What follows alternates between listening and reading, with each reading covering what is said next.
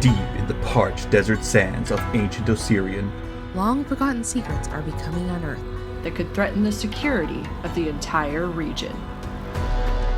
Through cursed tombs, undead crypts, and towering pyramids, our unlikely band of heroes must rise to the challenge and find the secrets of the Mummy's Mask. Last time on the Mithril Tabletop. Tanhi is the weapon. Do I have your permission to go boom? Yes, it's a very sticky situation. Free action, Tanhi is going to drop her great axe. Well, how funny would it be if you punched it and also got stuck there too? For a total of 28. Another critical hit? Are you kidding me? I can screenshot if you'd like. Fire away. Fire away, fire away. Those aren't bandages. That is skin. Oh, what happened with my failure? You are in the carrier phase. So nothing.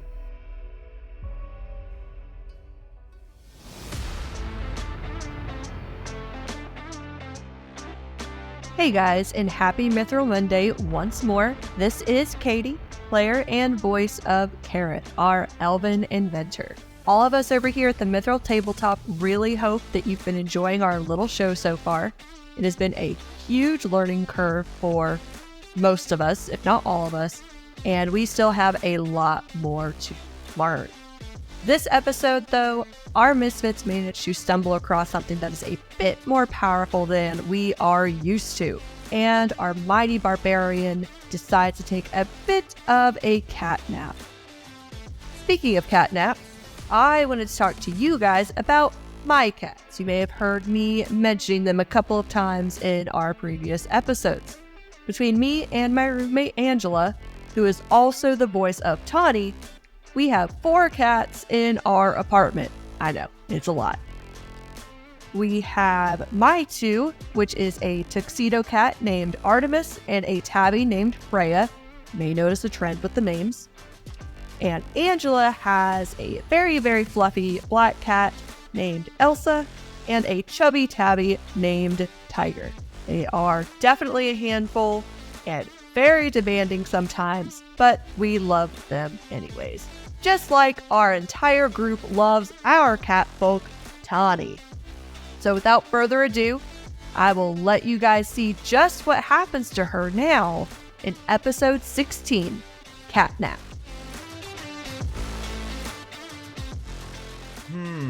What to talk about? I already know what to talk about, okay?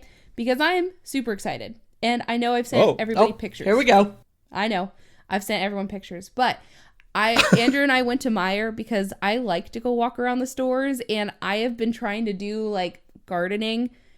And I'm not the best at it. I completely forget to water the plants sometimes. But it's okay. But I found this really cool, like, I still don't know what to call it. It's like a raised garden. I don't know. It's like a bin that you put your plants in, and now Davey shouldn't be able to get into it. But it's like a shelving unit for your plants. It looks so cool. So after we record this, I'm going to make Andrew go to Meijer with me again, if he's okay with it, and get another one because I want to put my zucchini in it because I have peppers, I have tomatoes, zucchini, and then a vine that Andrew's mom gave me, and then we're trying to grow thyme for my sister's garden for a FIFA, but it's dying. But the exciting thing is when I ran back inside to throw the trash away, I like walked by the door and I saw for the first time this summer a hummingbird at my hummingbird feeder. So I ran into the office like, Andrew, there's a hummingbird. She's really trying to be like a real life druid here, guys. She's trying her hardest. I will say with the have you raised a garden before, like with like vegetables and everything? My parents do every year, and I've helped them with it. So they helped me get it set up, and my sister does a lot too. So she helped me get it set up. And the plants, like the vegetables, are doing really, really well. Nice. I'm quite surprised. The zucchini need to be in a bigger container. Yeah, I was going to say, watch out with the zucchini because you're going to be like having zucchini out the walls. I know. Like that's the thing, like my dad raises a garden every year, and by my dad, I mean he starts it and I have to help him with it. Unwillingly and begrudgingly out there working in his garden. And like zucchini and squash, he'll like plant it, and it's like we can't even like. There's so much of it, we can't even get people to take it. We're like, here, free squash, free zucchini.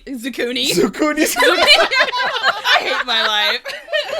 Erin strikes again with her There's the classic Erin intro. Zucchini. I've got my own Bushisms. Anyways, and that just probably aged me right there. Yep, I ran. Kind of like you trying to say rune and continuing to say ruin. Oh gosh. My favorite hobby. Yes, Erin, continue with your favorite hobby. What do you do outside of the realm of Pathfinder? Writing hatred notes for anyone who ever makes fun of my pronunciations and Oh my gosh. Oh my goodness. At least you say oil, right? Oil. What is oil? Wait, I can't Exactly. Oil. You can't even do it because it's wrong. I don't know. But I say a bunch of stuff weird, but that is like we won't get into that. It comes up naturally. It comes up naturally, exactly. It's okay. I apparently say bagel wrong, and Andrew gets Bagel. so mad. Bagel.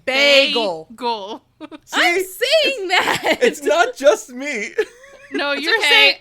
saying Ohioans say measure instead of measure, and Oh that's my weird. god. Are you coming for me? You shut your face. Literally, yes. So my dad and my grandparents are from Portsmouth, Ohio, like Southern Ohio, right on the border of West Virginia. They say measure, but I hear people say measure all the time, and It's so annoying. Like, it's so weird to me. God, language is so weird. Dialects are weird. Listen, I went to school in Ohio. I had plenty of people making fun of everything I said. Oh no. So you three, you, Audra and Cody, like you guys would hang out with us at MVNU, and we would like hang out in Ohio, and you guys didn't have that heavy an accent. But then if any of you guys got really excited or like really emotional or angry, especially Audra, the West Virginian accent, so strong. I love Audra. I mean, that's kind of how Anjela is too. Like, she doesn't really have an accent like at all in comparison to like some other people to Texans that live in Texas. Yeah. Oh yeah. I mean, she says y'all a lot and stuff like that. Yeah. But like lots of people say y'all. Yeah. But, I mean, other than that, yeah, she doesn't really have an accent. But get her going, and you get a little bit of it. Well, I'll be honest. I only started using y'all recently. Like I've been in West Virginia forever, since I was 3 years old, and I always just like felt weird and like imposter syndrome whenever I would say y'all. But I came back here to work, and I've been teaching in this county I grew up in for 8 years, and it's just like they say y'all. I'm just gonna start saying y'all. I mean, they told us all the way through college, you can't say you guys, because not everybody's a guy. So I'm like, okay, well, y'all is all encompassing. So that's what I'm using. That still bothers me that they tried to like teach us that. Like, don't say guys, be more inclusive. I'm like, okay, but guys is gender neutral. Yeah. I know, not literally, which is where they're coming from, but like everybody says you guys. Especially when you look at other languages, like even languages that are more feminine than, masculine, like Spanish is like more on the masculine side, French. and then like French and stuff like that. So like whenever they are talking about a group of people, they always use the masculine pronouns. Exactly. And it's like, why is it not the same thing in English? Oh, it is, unless you're part of some people's education course. Yeah. Oh, well, enough of the real world, though. Do you guys want to play some fantasy Pathfinder? Yes. Everyone's Give me favorite my hobby. fantasy game. I mean, I just want everyone to know that we have an Instagram and a TikTok and a Reddit, and Erin puts all these really cool videos today, and she put up such a hype one today that I kept listening to it all day, and I kept going, Andrew, just like rock out with me. I recognized the song, by the way, the song that it was originally based off of. I used to listen to it before it was cool. Anyways. Okay. Trendsetter over here. He's from the hipster age, I went full hipster on that one. Let's focus. Sorry. All right. Well, I'm I'm going to do things backwards this week. I'm going to start off with the honorable mention to Keryth. Honorable mention to Keryth for showing his versatility with his weapon tonight. Wink. It was fun to see his hits land. No! But everything is me. Speaking of Erin, we have a roll-off between Erin and Ashley. Why is it always between Tariq and Khepri? You guys just love to pit us against each other. Yes. That's what you do with siblings. You should know this. We both do, that's for sure. It's always the siblings. Okay. So, while Ashley and Erin roll their d20s in the chat, and so we can determine who gets the MVP, I'm gonna at Erin real quick. Last week. Start off strong today. No, it's nice. It's not actually. I'm not actually adding her. So last week, everyone voted their things, and Erin was a little bit late. She was doing something else beforehand, but it took like an hour and a half before her vote came in, which is fine.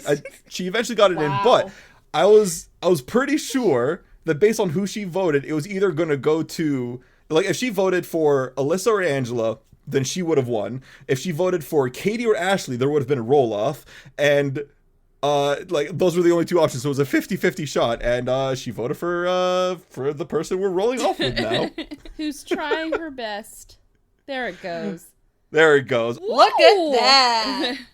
I'm so excited. MVP goes to Khepri with an 18 on the die versus Tariq's 11. You could just say she won. You didn't have to like.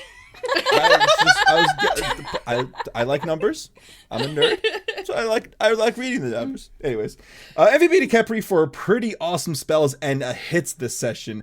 MVP to Khepri. She was once again on fire with her rolls tonight. Erin, was that you? That one was me. Thank you. Finally, I credited the right person. And then honorable mention goes to Erin for the hilarious puns and Tariq for his great hits. The one-hit wonder. This week...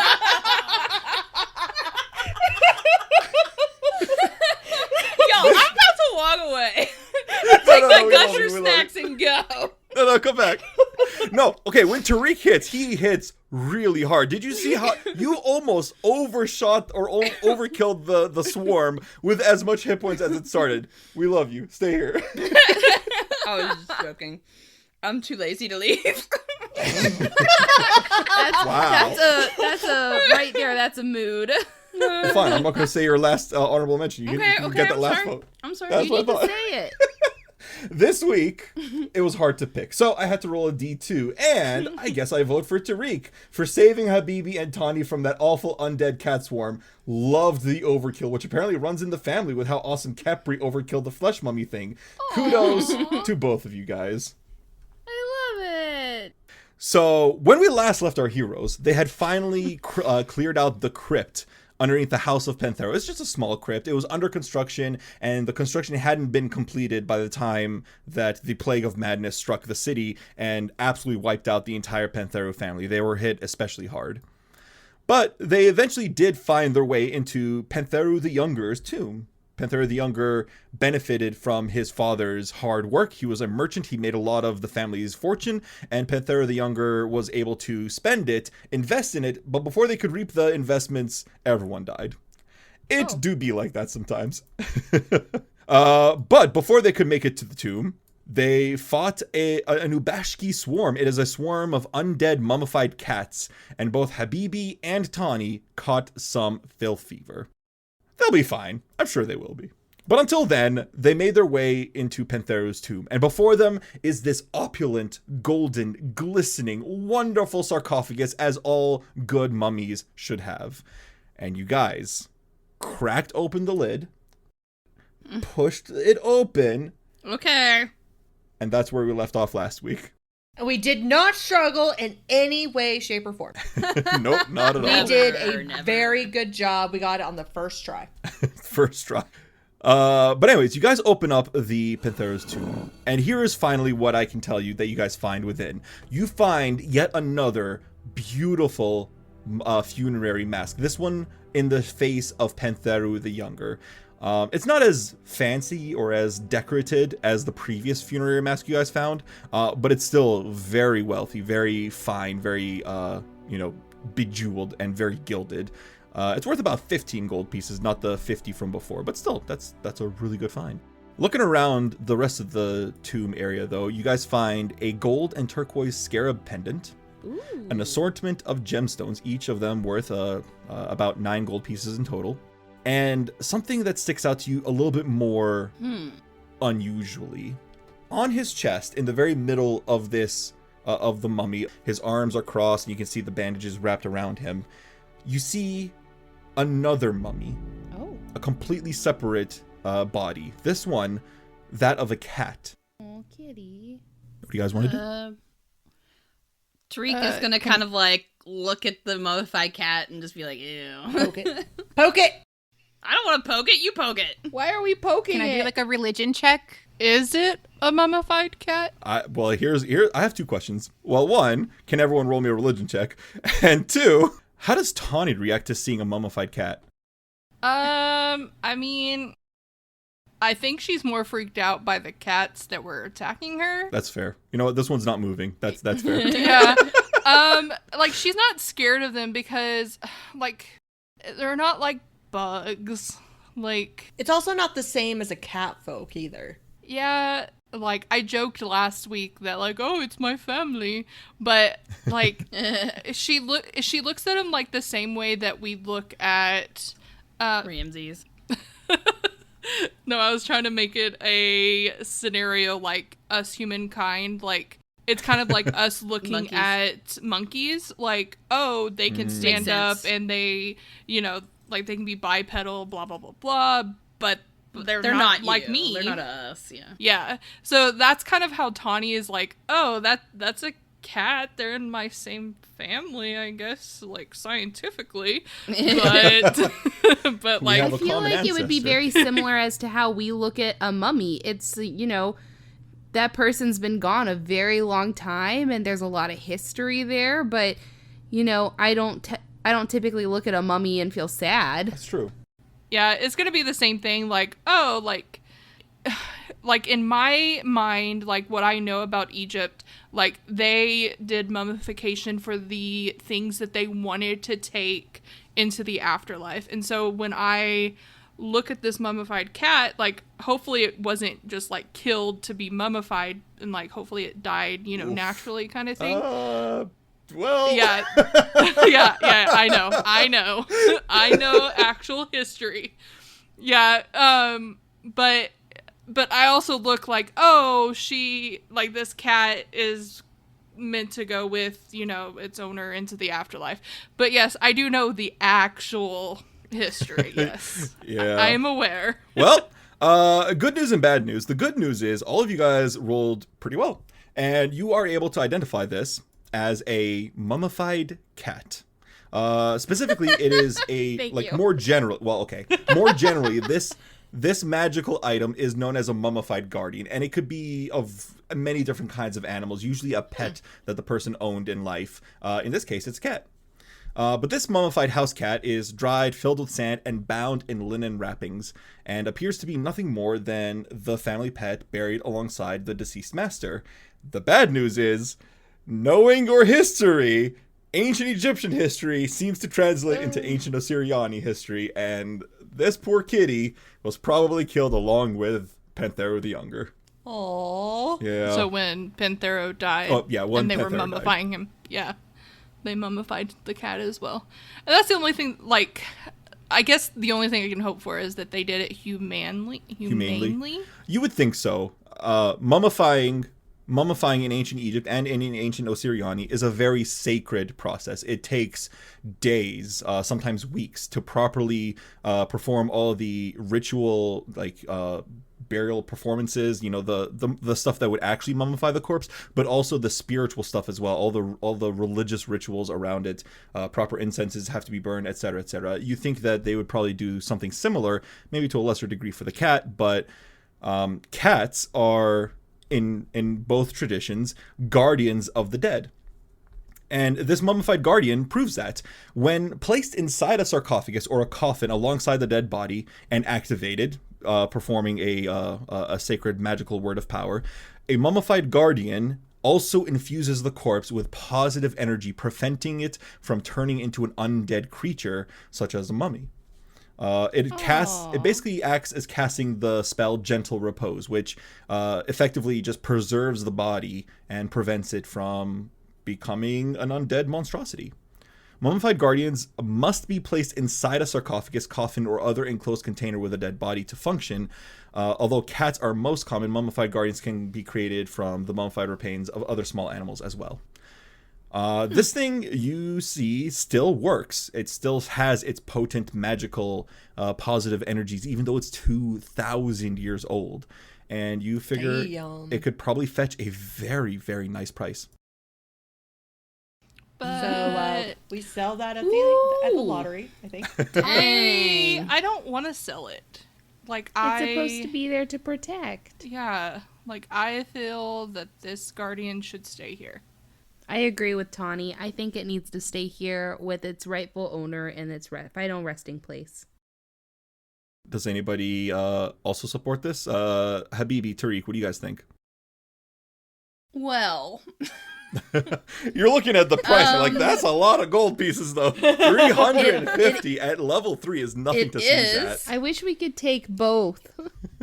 And, you know, I feel like there's I'm just, from Tariq's studies, doesn't there have to be a certain amount of time before, it's impossible to make something an undead creature? Is it past that point of danger? Roll me a religion check. All right. That's a very good roll. Ooh, nice. Good job. You know that it's not impossible for an undead to be created as long as the body is preserved. So making a mummy is kind of a double-edged sword. One, you preserve the body so it's able to become an undead mummy later on, maybe, but also at the same time, you're performing rituals to ensure that that doesn't happen. Now, they probably did make prayers to Pharasma, to Osiris, all that stuff to preserve this body. However, the soul can always be yanked from the River of Souls. Especially if they died in very traumatic circumstances. Now, you don't get the suspicion that Pentharu the Younger died during the Plague of Madness, so perhaps he died peacefully in his sleep. It's hard to tell, but it's always possible to make an undead as long as you have a dead body to work with. Well, my question is, what if someone was intending to make him undead, and if we somehow remove this guardian, wouldn't the person that was gonna make him undead also just do that? I guess I don't understand how this guardian can prevent that from happening when it can be removed. It prevents the accidental, passive, oops, I became a mummy because so X, Y, and Z. This prevents that from happening. So the only way Pentharu the Younger could be turned into an undead at this point is if somebody forcibly turned them into an undead. Okay, so Tariq is going to kind of explain to the group here a little bit. From my studies, I could tell you that it is very unlikely that he's going to become undead at this point. Someone would have to intentionally come in here and make him an undead mummy or creature, and they could just easily do that by removing the cat anyways. I think the cat's more for, accidental measures, so I don't think it would be terrible if we took it. And he's kind of, raising his eyebrows, and it's kind of what do y'all think? You make a good point. I guess I just feel so sad separating owner and pet in death. I don't have the same qualms. Well, okay, only if it's for learning, because it's for learning purposes, so people can understand and we can preserve this beautiful history that Osirian has. I'm okay with it. Oh, a swing vote. Okay. So that's 3 in favor of taking it. Tanhi is in favor of keeping it here. Habibi, what do you say? Habibi is going to support whatever Tanhi's decision is because, it is always that way. Such good friendship. Yes. Especially in matters like this. This is an emotional thing, and he can see that Tanhi feels strongly about this. Do you think Osiris would have anything to say if you were to take it, or do you think he wouldn't care? Would he approve? I don't think Osiris would care too much because it is dead and no longer living. It's fair. It's fair enough. Is there a way we can do a perception check to see if there would be any cons to taking it other than the potential of undead? Not from a perception check. It feels odd that he's dangling such an expensive thing in front of us. Doesn't it feel odd? I'm just getting that little It's gonna be like Indiana Jones. I pick it up and suddenly a boulder is rolling towards us. Well, there's only one way to find out. That's true. Tariq picks it up. Oh, Tariq. As you touch the mummy's guardian, you pick it up and put it in your satchel. Nothing happens. Put it in your satchel. We're all paranoid. Nothing happens. No, it's just a mummified cat. Okay.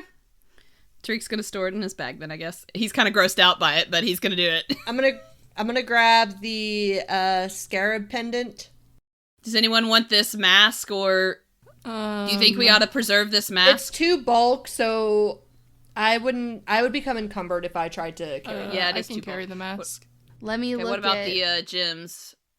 Tariq, you lift. Don't you have space to carry things? Yep, you're right. I'll just slide those gems right into my bag. Oh, Tariq. Oh, I need to get rid of that longbow. Oh, goodness. That's what's taking up a lot of my carrying capacity. Didn't you already transfer the bonus from it? I did. Does that destroy the item?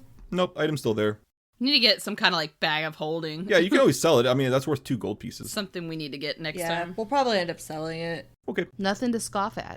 Gold is gold. Gold is gold. That's why you guys took the $350 mummified cat. I want my crafting goggles, okay? You and me both. All right, so what's next? What do you guys want to do? I mean, was there anything else in this room? Nope. As far as you can tell, you've looted it and plundered it. Haha. Sorry, preserved the science or the history of it. The history. Tariq is going to slide the lid back onto the sarcophagus, and he's gonna like pat it and be like, "Thanks, man," and they're gonna walk out. Oh, I see something over here. What do you see? You see something? I see kind of like a path or something. Come on, Ramses. Yeah, you feel like these are probably like the paths that the cats took to like come in and out, and like insects and like these are just because this is just unfinished. Too small for us. Yeah, there's no like built stone into the walls, so it's not fully constructed. Is there anything else you guys want to explore in the crypt before I take you guys back up to the ground floor? Yeah, I was gonna say, I think this is it. It is. Right. Good job, guys. Wait, if that's all, where was Senior buried? It seems like one of those things where the son would like take over the father's burial chamber and kind of kick the father out and be like, "Hey, this is mine now," which happened unfortunately in ancient Egypt. So I built my estate with a small loan of 1 million gold pieces. Habibi just opened the door. Nope, I was gonna do a perception on the doors. Did Habibi just walk through? Is there anything salvageable from a giant centipede's like carcass? Ooh. Well, lots of things are going to happen, so let me just hit the pause button on this foundry real quick. Let's talk about the couple things that are happening. So, first of all, Keryth, Tanhi, and Habibi walked into the inner courtyard of the House of Pentheru. You guys, all 6 of you, all 5.5 of you, came out of the crypt, out of the family mausoleum, and Khepri and Tariq are like, you know what, let's investigate this centipede real quick. And the 2 of you went and started digging at the centipede. Meanwhile, the other 3, Keryth, Tanhi, and Habibi, you guys opened the door, walked in, and let me describe this room to you real quick. This tiled walkway in the very center of this courtyard is surrounded by a square patch of earth and sand in this high atrium. You can look above and you see that it's an open sky design. Like there's no ceiling. It just goes up into the sky, and there's a balcony on the 2nd floor on the inside that is overlooking this courtyard. You can see based on some of the evidence here that it looks like it would have been very well gardened, perhaps grass instead of sand and dirt. but there is now a mound of sand in this area where there probably was once a nice, beautiful little interior indoor garden. And then back to you, Tariq and Khepri.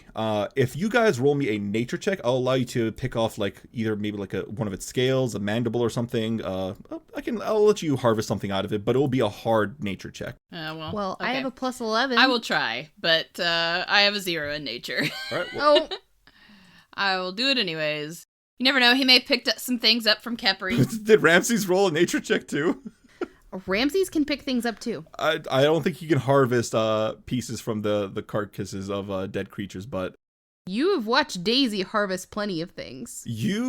Fair enough. Not this though, because you take a small vial and you put it up next to the mouth of this giant whiptail centipede and you start like squeezing out some of its venom.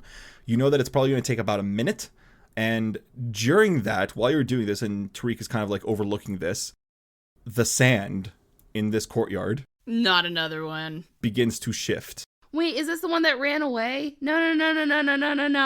I talked to him. We had a conversation. Oh, I was thinking of Sandman. The sand begins to swirl. It begins to coalesce, and suddenly you see this vision, this appearance of a very beautiful Osiriani woman, and she's completely made of sand. And there's just something weird about her. Something is off, and she kind of just looks at you, and an ancient Osiriani speaks out and goes, "Who are you? What brings you here?" Tanhi's just gonna kind of glance at Habibi and be like, "You understand them?" Yeah, he's asking why we're here. Well, Habibi's still sick. I was wondering what was with that voice. Now it makes sense. He's sick. I don't know if we can tell them the truth. I don't think that will go well for us. We're here to raid and pillage. Oh, what if? No, we're here for science. Knowledge. We're here for knowledge. What if we tell them that we are here to find out what happened to the Pentharus? We can say, wir sind hier für Natur und Wissenschaft. Gesundheit. We're not speaking in German. I don't even think my grammar was correct for that. The woman speaks up again. It's like, "Why do you whisper amongst yourselves? I asked a question. Why are you here?" Well, we were trying to make sure we all had the same answer. What answer is that? We were here to search for Pentharu. Pentharu hasn't lived in this house for 1,000 years. Oh, so you're intelligent. Like, you aren't How just, does she know that? Like, she's not just mindless and just like a haunt or something like that. Like, she has some intelligence. Well, thank you for letting us know that Pentharu is not here. I am the spirit of this house. This is now my abode. I guard this residence. You are unwelcome here. Please leave immediately. Oh, she asked so nicely. I think we can do it, guys. I mean, we were instructed to come here by the oh my gosh, Priest what are of they Pharasma? called? Damn it. By Septi the crocodile. I don't think she's gonna know who that is. But we were asked to come here by the two separate answers. Tariq over there, the priest of Pharasma. Khepri, the crocodile lady. I was just giving a general response. I know. Yeah. I'm just like, oh my gosh. Anyways, yeah. You guys are funny. Well, we've been instructed by Habibi. Tell her that we've been instructed to figure out what happened here. And we have to take things back. Maybe not tell her that last part. That might not go. So we were sent here to find Pentharu and to figure out what all had happened here, because apparently stuff has been happening. What stuff is that? What stuff was it again? The Plague of Madness. Oh, that. The Plague of Madness. It's making people mad. Baby, I don't know, man. I'm just here for the fun of it. This lady kind of tilts her head, and it looks like she's puzzling something, and she goes, The Plague of Madness has returned to the city of Wati? Yes, it's causing quite the problem. No, it's not back. Oh, it's not back, Habibi. Oh, man. well, you guys don't know what she's saying, or what he's saying. I know. Okay, this is in spirit. I'm sick. I don't know what I'm talking about. You're not. She kind of like takes a step, like she moves forward, but she kind of like glides across the sand, like the sand kind of like roils underneath her, and she goes, You're not lying to me, are you? No, I got in a fight with some cats earlier, and I got sick. She kind of like, I think her red glowing eyes kind of like narrow a little bit, and she kind of like grits her teeth, and you see these sharp fangs. And she looks closer at you and Tanhi and Keryth, and she goes, Why do they not speak the language? Your language is very old, and only those of, like, I worked really hard to study it so I could learn. Are we dumb? I'm not dumb. I have an 18 intelligence. Then why don't you know this language? Is this language that they speak? Why is it new? What happened to our language? With the progression of time, languages tend to evolve. So older dialects tend to no longer be in use.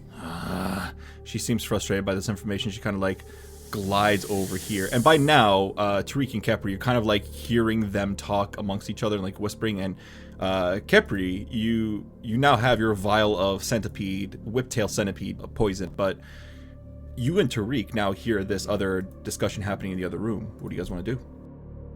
Tariq, I was able to collect this. It looks like it's venom, but do you hear them talking to somebody? Yeah, it sounds kind of weird. You want to go check it out? Yeah, we should probably go over there. So we're gonna. You see Keryth kind of like look back at you, and he has like a nervous look because this is still an unsafe situation. He's like motioning you guys to come over. So Khepri's right here at the door, and the door's open, and she whispers to Tariq. She goes, there's a sand person in there." Oh man, not another one. I know. Like, what are we gonna do? And Habibi is speaking, and it sounds like ancient Osiriani to it. I don't know what they're saying. Keryth, is there any updates? He shrugs because he doesn't understand it either. Perfect. I guess we don't know anything right now. There's just some sand lady standing there. Oh, bye, Tariq. Tariq just walks in front of Khepri. The sand lady kind of like looks over her shoulder and sees the newcomers. She sees the newcomers and she glides again over. This time, like, getting closer again, and she kind of looks like, Who are these people? These are more of my companions, Tariq and Khepri. Do they speak our language? Unfortunately, I'm the only one. Oh no, this is all wrong. This is wrong. And she like shouts out that last word. And you can see like this sand just like burst out from her, like it just like ripples behind her, like the like a wave. It splashes up and then back down to the ground, and she's starting to like writhe a little bit. Her fists are clutched, and she's kind of like breathing hard, but she's not really breathing because she's made of sand. Guys, she's getting upset that you don't know ancient Osiriani. Well, what if she were to teach people? Yeah. I like that. I don't think she's in a teaching mood, Keryth. Well, we don't know unless we... Enough of your whispering back and forth. I will have no more of this. Leave at once. Now. She asked please earlier, but now she's getting pretty demanding, guys. She wants us to leave. What would it take for us to stay? Is there any way that we could stay longer to learn more? No. You are interlopers, invaders. I will protect my house. Leave now. Guys, she's that yelling sounds like now. strike 3 and anything else she's going to attack. Well, it sounds like she's attacking right now. No! Everyone, Oh. roll for initiative. Habibi didn't want to fight. This is the second time in a row I've rolled a natural 20 on my initiative. Stop it. Guys, if Habibi goes down, it's your fault. Yup. Sorry, Habibi. Dang. And Habibi's already sick, and here we are, like, picking a fight with an unknown entity and kind of unknowingly picking a fight. You guys will be we go. fine. All Are you right. sure about that? Nope.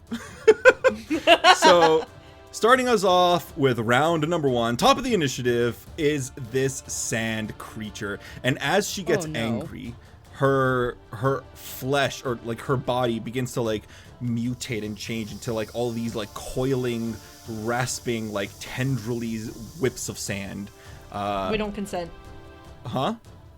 We don't consent. I'm not gonna stick them up anything. Instead, Oh, Andrew!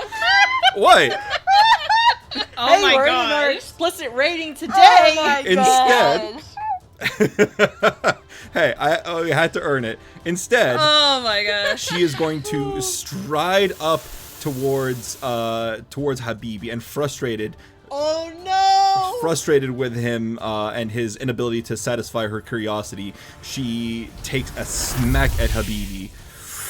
This is going to probably hurt a lot. BB, no! BB, no! That is a 34 to hit. What the fuck? What is a crit?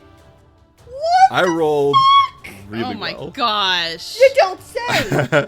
Luckily, I rolled way less. I rolled much poorer on the damage. However, a crit's still a crit, and that is going to be 16 points of bludgeoning damage. Okay, at least it's only 6. That's still a lot at this level, though. She is going to then stride back into the sand area, and Khepri, it is your turn. Khepri just watched her hit Habibi pretty hard, and she's going, oh no, I don't know what this thing's saying. I don't know why she's mad. And Khepri's behind a door right now, so she's going to walk in and stand next to Tariq, because she needs to be able to see what's happening a little better. If you stand right there, you're think- still behind the wall. You can step further into the sand area, though. No, I'm good. You sure you're good over there? I'm fine. You know what? I'm good. You can't see the fact thing that right you're- now. You can step here and see it. Oh, okay. You know what? I'll go there instead. Thank All right, you. so to the north I of can see Tariq it now. instead of to the south of him, so you have a better angle. Now I'm next to Keryth. Hi, Keryth. Yo. So now she's going to look and she's going to see if she knows anything about this. Particularly, she'd like to know a weakness. All right, roll me a nature check, please. Oh, well, I am more than happy to roll a nature check for you, Sir Man in the Sky. All right, this thing is, like before, an elemental. However, there's something odd about this one. Smarter? Much smarter, much more intelligent. She seems more powerful for sure. But as you take a closer look around her, there seems to be this roiling aura of sand. It's very, very subtle. It's hard to even see it, but the sand starts to like very subtly float and kind of glisten. It adds a sort of like glowing effect to the air as it reflects the light coming in from the sky above.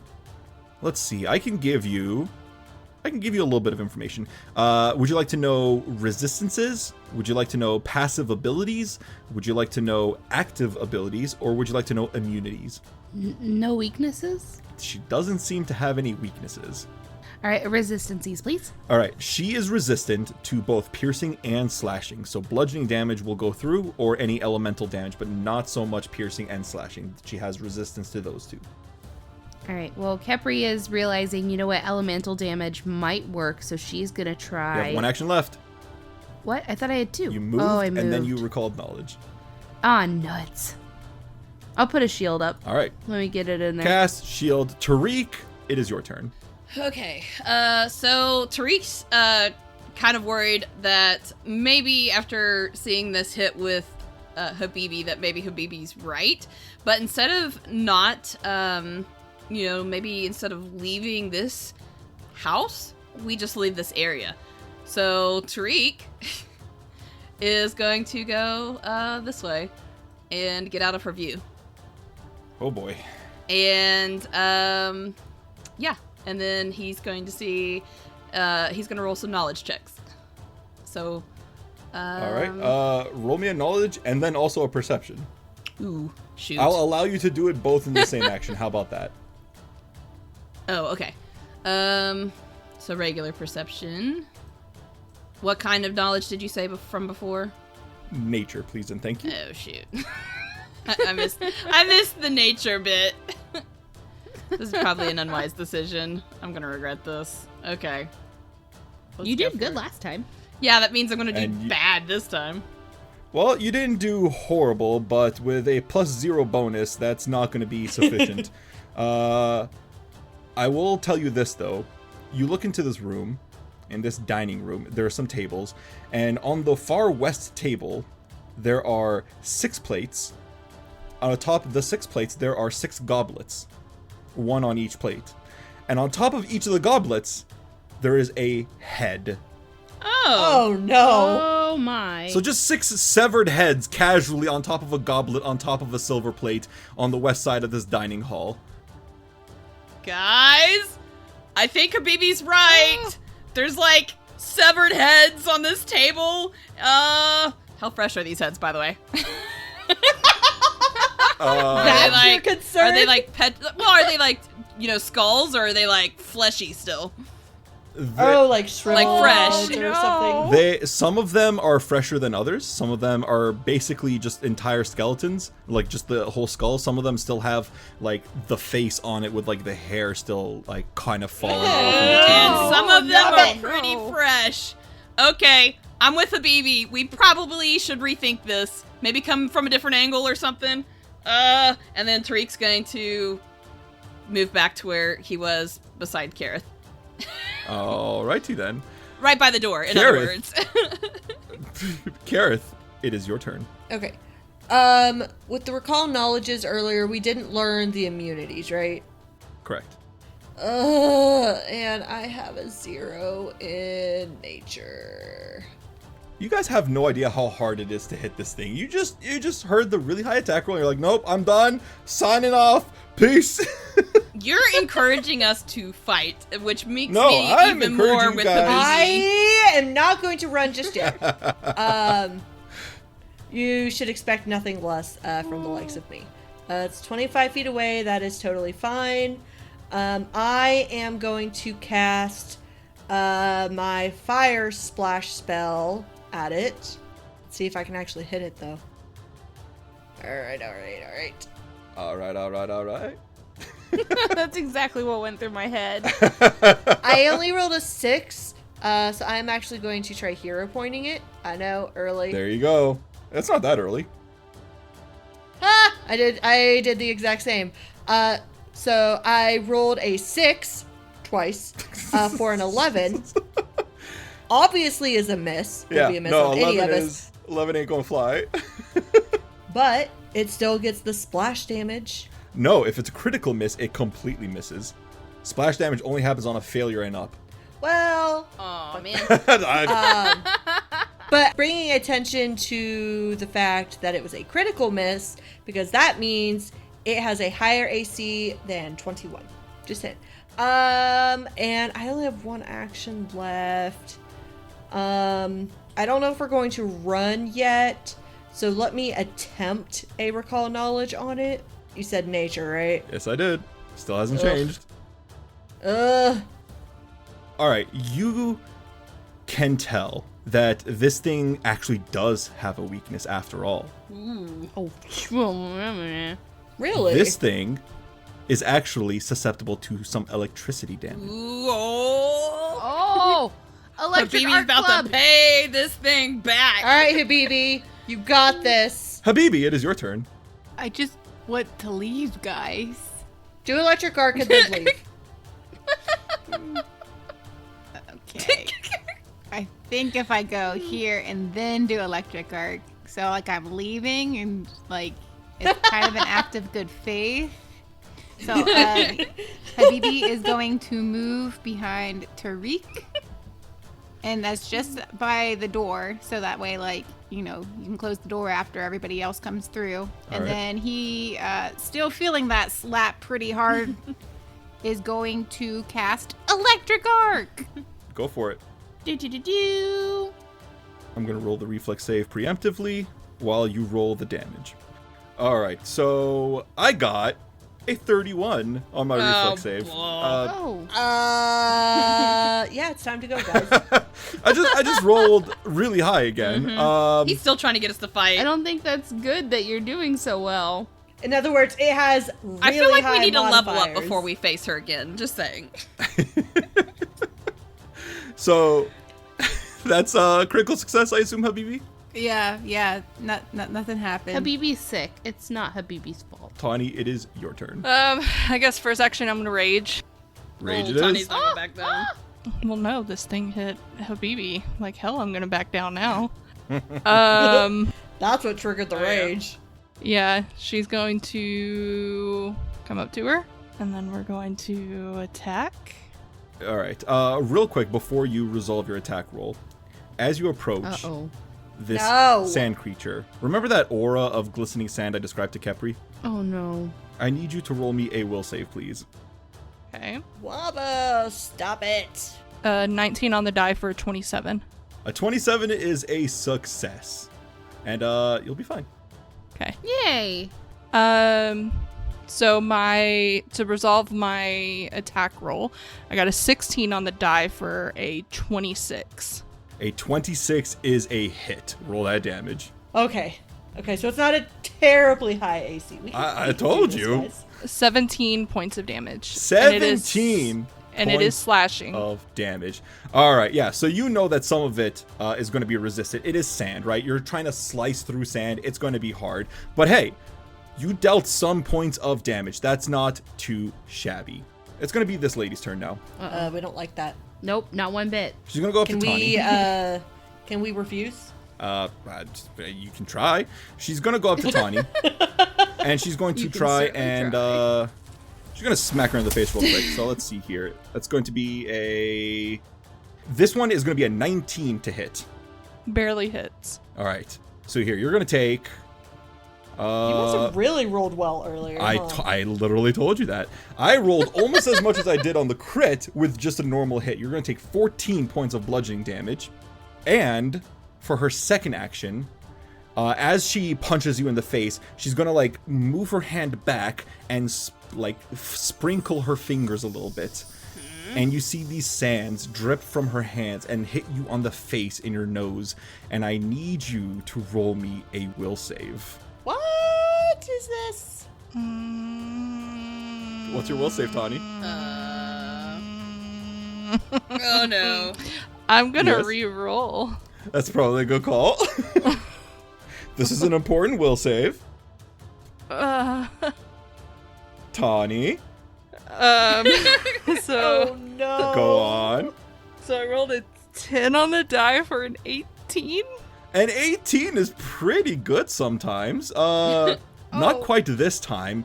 You guys watch as Tanhi walks up, slashes through this sand creature. The sand creature then sprinkles some sand in Tanhi's face, and Tanhi immediately falls unconscious. Oh, that's what happens with sleep. That's not good. You can see her just kind of slouch down, and I imagine she doesn't immediately fall to the ground. She's kind of okay, I'm just gonna, and she slowly, gently pads down on all fours and then curls up and then goes to sleep. And this is especially bad for Tanhi because when barbarians fall out of a rage, not only do they lose their rage, they're also become fatigued. fatigued. Yep, this is bad. This sand lady is then going to stride up towards the exit. Keryth. Oh, no. We're not doing that. I would like to We're going to reflavor this just a little bit. She doesn't stride up. She dissolves into sand and then suddenly reemerges in front of Keryth. What, she doesn't do the cha-cha slide? She doesn't do the cha-cha slide. Damn. Khepri, it is your turn. Kepri's pissed. Kepri's like, no. We're not going to hurt our trusted catfolk. And she's going to just go ahead and do an electric arc at her. All right. Let me roll that reflex save real quick. And then That is a 28 for a success. But not a critical success, I don't think. Not a crit, so you have to take 4 points of damage then. All right. You guys are going to hate me even more. Oh, no. I had a feeling. She takes 4 points of electricity damage, finally taking either fire or electricity. And suddenly, her entire form solidifies into molten glass. Her entire her body becomes, armored. She can no longer dissolve into sand. Oh, man. But you said she had a weakness. Well, Keryth rolled a 2. Oh, no! When he said that, I was like, there is no way it's weak. I even stayed away from fire and electricity. The first time I stayed away from fire and electricity because I was like, ooh, with sand. But then you said the weakness. I was like, oh, perfect. Oh, shit. I should have used Ray of Frost. I don't know how much about this glass armor I should tell you. I'll wait for you guys to roll a knowledge check, which, Khepri, you have 1 action remaining. Would you like to roll a knowledge check? Oh, she already raised a shield. Never mind, she raised a shield. Khepri's right diagonal from this thing and just watched her take down their beautiful barbarian. So she's a little scared. She's tiny. Well, Tariq, Not with damage, though. It is your turn, Tariq, and you know that Tanhi is just asleep. Okay, so Tariq is going to, well, actually, well, originally he was going to cast an electric spell, but no, I just realized I'm gonna have to figure out something else. Okay, sorry, give me a moment. Do they actually know that Tanhi just fell asleep? Well, the way I described it is you slowly trying to fight it off, and you're coming out of a rage. That adrenaline is coursing through you, but these sands are so powerful, they're overwhelming your adrenaline. So you're slowly fighting it off, and then eventually patting down slowly. You're clearly not knocked out from a punch to the face. You're trying to fight it, so it's something else happening. And I mean, these are fairly intelligent people, especially Keryth. He has an 18 intelligence. I'm sure they can figure it out, right? Yeah. Well, although we're concerned for Tanhi, this thing's right in front of us. So whether or not, we'll be concerned. We're obviously concerned, but there's nothing we can do at the moment but get this thing out of our face. So Tariq is going to just he sees this creature in front of him suddenly turning into glass, and he knows a little thing about glass, and that's it doesn't like cold. So he's going to try and do a spell strike with Ray of Frost. So he's going to Tariq, roll the die for 23. Does a 23 hit? Because of the glass armor, the 23 is going to just you hit it with your staff, and it just slides off this polished, pristine, glassy surface. It just slides off of her armored shell. Would I be able to hero point that? Tariq, I'm sorry. You can absolutely hero point that. So I'm going to try again. That didn't work. Let's try that again. You got this. Okay, come on. Watch it be worse. It's the same exact number. It's the exact same. Same exact number. Okay, well. So 23, still a miss. So. Sorry, Tariq, it's my fault. Well, in that case, I think I'm just going to hit her with the Ray of Frost just regularly. Well, you said you had a spell strike, right? That's 2 actions? Oh, yeah. Okay, you're right.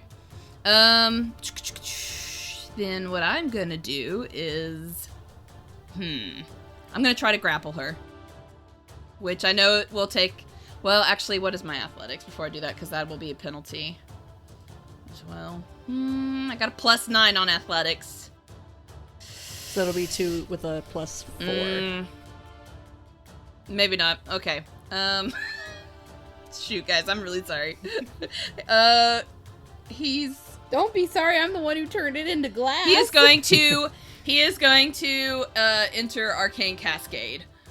So he's kind of going to take a fighting stance and try and maybe get a better hit the next time. All right.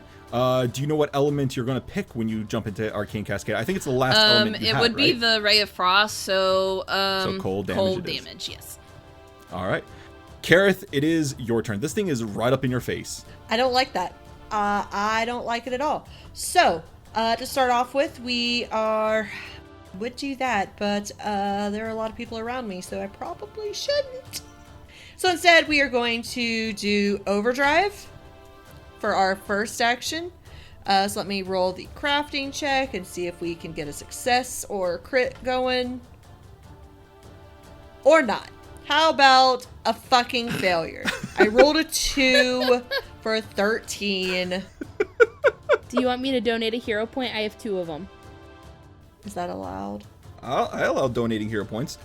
Just not for recovering from death. So you can't use somebody else's hero point to just not die. You have to use your own hero I points shall for that try again. Ha ha ha! Yes! Oh, this it time. worked. Yes, it did. This time I rolled a 19 on the die for a 30 total, which is a critical success. Then I'm going to try and hit it. I now have a +1 on my spear, and we have overdrive going, so fingers fucking crossed. Very crossed. Very crossed. Oh boy! That is a natural 20. Okay. Yes, Karen! For a 29 to hit. All right. Yeah, that is going to hit and crit because of the natural 20, but only because of the natural 20. All right, so in total, that is going to be 27 points of damage. It is piercing. 5 of that is cold. All right. Did you roll normal damage or double damage? I already did. That is the That is the crit? All right. Because of its glass armor, it does not seem to take that much. That's stupid. You hit it. You dealt damage. What about the cold? Does the cold seem to do anything? It also seems to be resisted as well. God damn it. All right. My final action, I'm going to lean over and do Searing Restoration on Habibi. So let me roll the healing. Here's some cauldering for your cheek scratch there. Not the greatest, unfortunately. That is going to be 10 points of healing for you, Habibi. I rolled a 9 and then a 1 on 2d10. Ooh, So, that's hot. really good and really bad. Perfectly average then. And oh no. Oh no. All right, so I got a critical failure on the unstable check. So what happens then is I will take fire damage equal to my level, which is 3, but I have 1 resistance, so I will only actually take 2. Ow. That's really hot. Sorry, Habibi. Well, I mean, I think I feel better. See, I told you I can burn you back to life. Burn you back to life. All right. Burn me Habibi's turn now. back to life. Okay.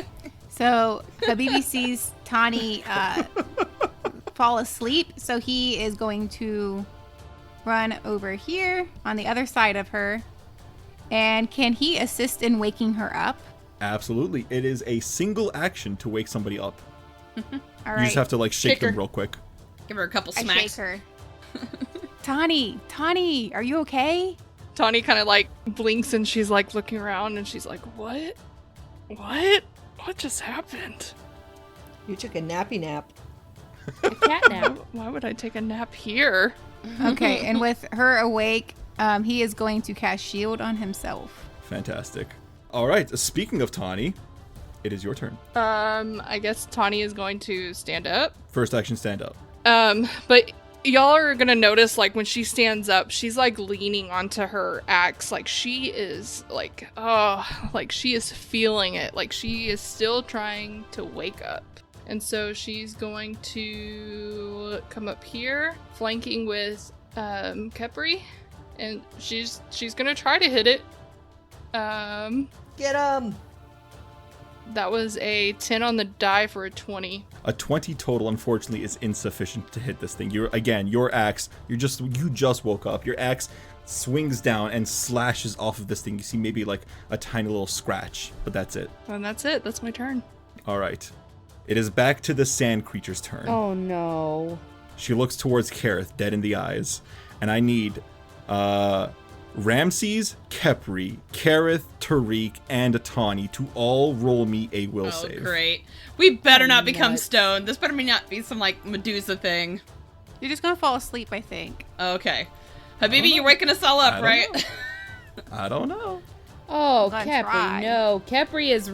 Can I hero point that, Andrew? Yeah, absolutely. It's a D20 check. Go ahead and hero point Let me that. roll Ramses Shoot. first. Oh, I already used my hero point. Well, I'm out. All right. Ramses is fine. Ramses not in the room, so it makes Ramses sense. is Gucci. Let's go down the line. All right, Anjela, what'd you get? I got a 3 on the die for a 10. Okay, Katie, I'm so what did you tired. get? It makes sense. What did I get? Okay, I rolled a 13 on the die for a 20 total. Okay. All right. And Tariq, what'd you get? 17 total. 17 is unfortunately a failure. Ramses and Khepri, what did you guys both get? Ramses got a 25, and Khepri got a 28. Keryth barely succeeds. But I succeeded. Khepri and Ramses both succeed. Tanhi and Tariq unfortunately fail. You guys aren't asleep, but you feel yourselves getting a little drowsier. You both take a penalty, a -1 status penalty to any effect with the sleep trait. What does that mean? Effect with the sleep trait. For example, the sleep spell or sleeping sands. Oh, that's what you mean. Okay. She is then going to look at you, Keryth, and come down with her striking fists as her second action. Like it. She's not nice. And I rolled a 27 to hit. That is only a hit, boys and girls. Oh. You're going to take I don't like it. 13 points of bludgeoning damage, and then she sprinkles some sand in your face too. And I need you to roll me a will save. Wait, hold on. Next week. No! Oh, no. This is a fucking brutal fight.